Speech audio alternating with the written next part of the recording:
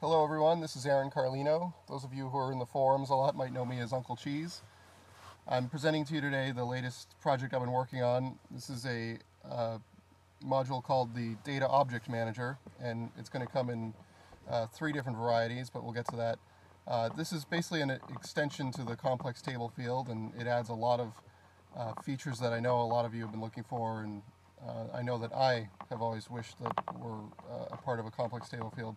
And it's just generally a lot cleaner to use, and I'll give you a tour of it right now just to show you. So as you can see, it's presented just like a complex table field, and it actually, at the code level, takes the same arguments as a complex table field, except right here I've defined DataObjectManager instead of complex table field. And we can add things to it just like a complex table field.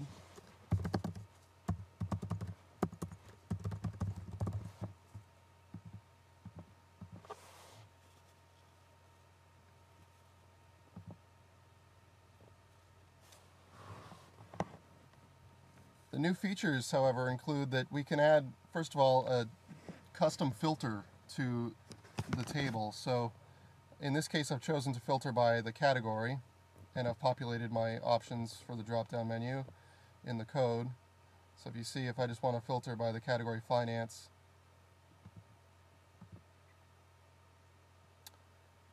you can also sort the columns, which I know is supposed to work in a complex table field, but for me it never did, so it's also nice to have.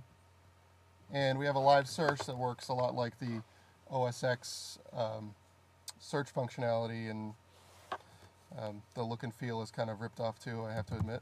But if we search on finance, you'll see it updates our result set. And last but not least, you'll see we have the drag and drop reordering feature. If I check that, it will allow my list to be reordered. And that works in conjunction with another extension called the sortable data object, and I'll show you how to use that. So at the code level, you can see that all this is pretty much the same. All I've done is I've defined the DataObjectManager as a field and stored it in a variable, and then I can set the filter here, and it takes the field that I'm filtering, the label, and then of course all the options for what I want to filter by. To enable the sorting feature,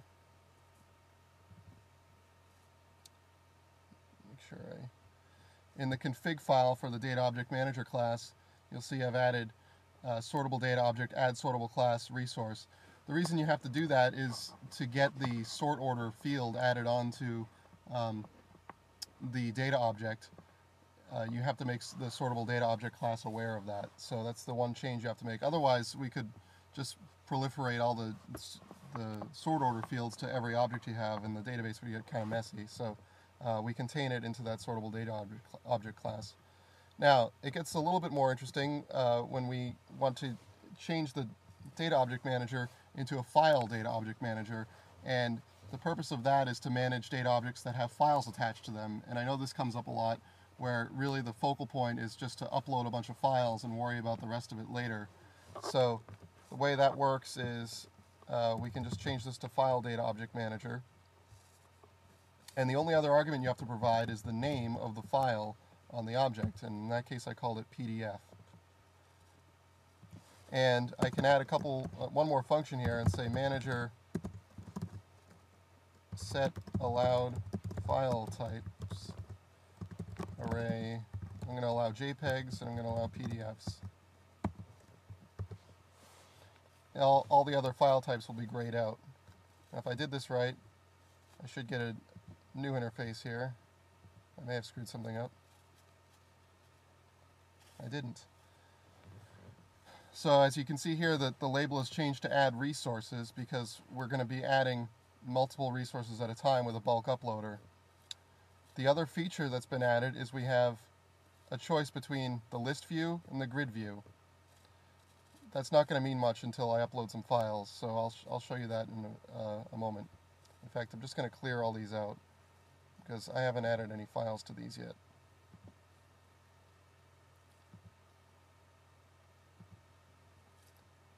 So let's start over and just add some resources.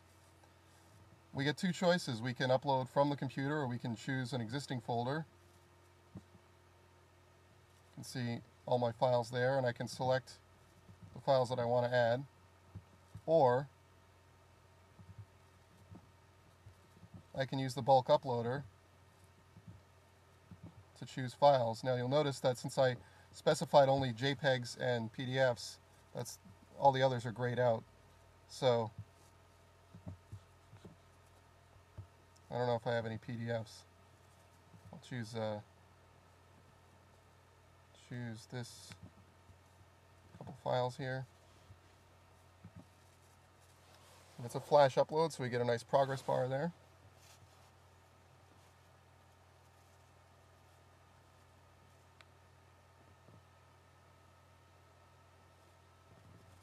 And what will happen is, once the upload is complete, we'll get walked through a series of screens to add attributes to these files, which of course are name, description, and category.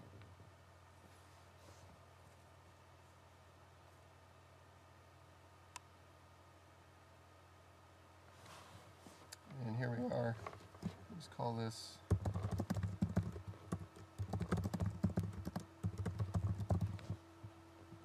in the category of finance. Next. You'll see it's stateful. It's telling us we only have one more file to go.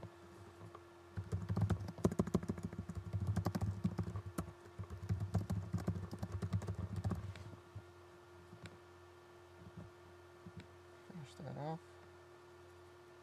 And there are our files. Now, we can switch to the grid view now that we have some files up here. And this has the same features that the list view has. You can search on it, you can paginate it, you can filter it.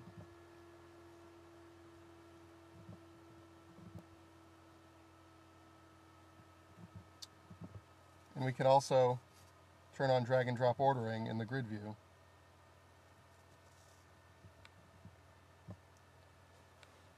So that's about all I have to show you right now. Oh, also, if you just hover over, you can sort of see what the file is about. Gives you all the attributes when you on the hover state, and of course you just click on it to get the editing screen.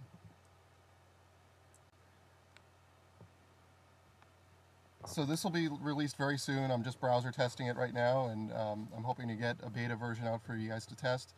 Also, anyone who's been wondering about the image gallery module, this is going to be the engine for it, and to turn this into a gallery manager, as you can see, is I'm not really too far away from doing that. So I would expect by the end of the week or this coming weekend a new version of the image gallery using this interface. So thank you for your time and watching the video, and just keep posting the forums. I'll be posting a link to check out an SVN of the DataObjectManager and the FileObjectManager very soon.